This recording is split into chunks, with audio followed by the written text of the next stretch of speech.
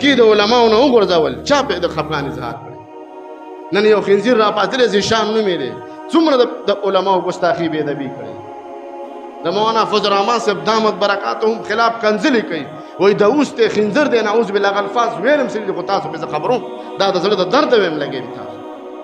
د اوس ته خنزیر دی مولا نه دی عالم نه دی وایي د جومات یې وباسئ د منبر نه یې وباسئ د څوک د سیاست خبرې کوي دا د سره مولا نه دی وایي ده پسې د سره مونځ ونه کوي وایي دا تلاقي ده دا د الفاظ استعمالوي لګېږي